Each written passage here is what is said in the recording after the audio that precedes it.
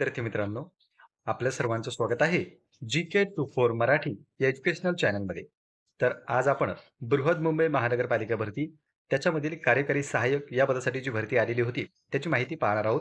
त्या संदर्भात एक नवीन नोटीस प्रसिद्ध करण्यात आली, जी की 25 एप्रिल 2025 रोजी या ठिकाणी BMC कडून प्रसिद्ध झालेली आहे. तर त्याच नोटीसमधील संपूर्ण माहिती आपण या व्हिडिओच्या माध्यमातून पाहणार आहोत. तुम्ही जर चॅनलवर पहिल्यांदा आलेले असाल तर चॅनलला सबस्क्राईब करून घ्या, जेणेकरून कोणतीही महत्त्वपूर्ण माहिती किंवा नवीन अपडेट आणि तसेच आगामी काळातील नवीन जाहिराती तुमच्याकडून मिस होणार नाही.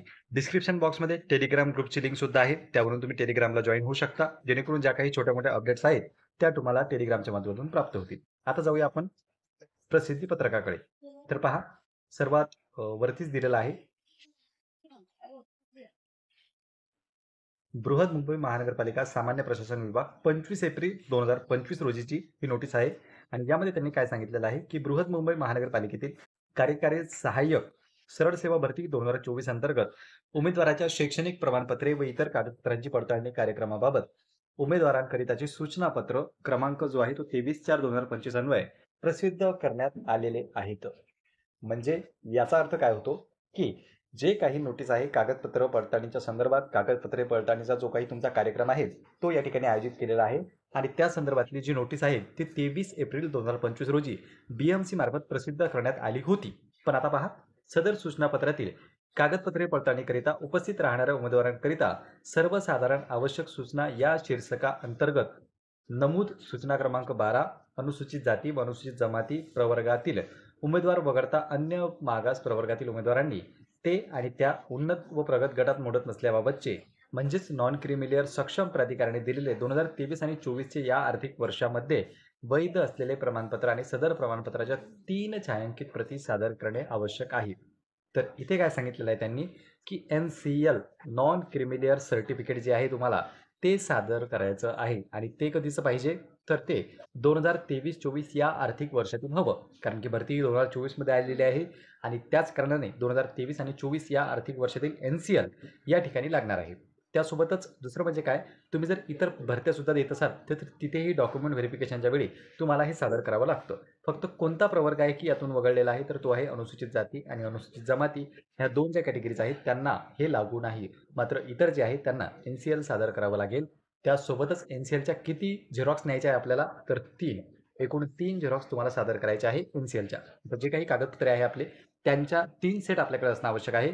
कोणतंही डॉक्युमेंट व्हेरिफिकेशन असो, 3 ते 4 सेट आपल्याकडे असणं आवश्यक आहे, जेणेकरून ऐन वेळेवर आपली धावपळ या ठिकाणी होणार नाही. त्यानंतर पहा मित्रांनो, पुढील माहिती जर आपण पाहिली तर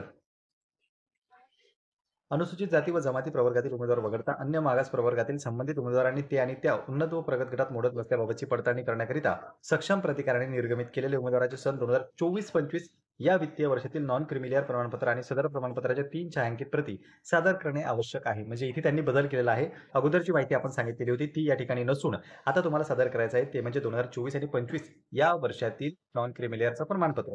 कारण की बऱ्याच ठिकाणी इथे असं झालेलं असू शकते की भरती ही 2024 मध्ये आलेली आहे आणि 2024 मध्ये इथे पहा, 2024चा जर आपण विचार केला तर 2024 मध्ये आर्थिक वर्ष हे संपून जातं. जे काही 2023-24 आहे आर्थिक वर्ष आपल्याला माहिती आहे 1 एप्रिलला सुरू होतं आणि 31 मार्चला संपतं. 2024 मध्ये जर जाहिरात आलेली असेल तर नक्कीच 2023-24 हे आर्थिक वर्ष या ठिकाणी संपलेलं आहे. आणि त्याचं प्रमाणपत्र जे आहे NCL ते आपल्याकडे कुठून असणार. त्यामुळेच यांनी काय सांगितलेलं आता सध्या 2024 आणि 25 या वित्तीय वर्षातील नॉन क्रिमिलियर असणं आवश्यक आहे. म्हणजेच 1 एप्रिलच्या पूर्वीचं नॉन क्रिमिलियर तुमचं चालणार आहे. नॉन क्रिमिलियरची साधारणतः जी व्हॅलिडिटी असते आपली ती 3 वर्षापर्यंतची असते. त्यामुळे तुम्ही जर त्या अगोदर सुद्धा काढलेलं असेल तरी त्याची वैधता जी असेल ती जर 1 एप्रिलपर्यंत असेल तरी देखील या ठिकाणी ते चालू शकतं. दुसरं म्हणजे त्याच्या 3 छायांकित प्रती तुम्हाला सादर करायच्या आहे.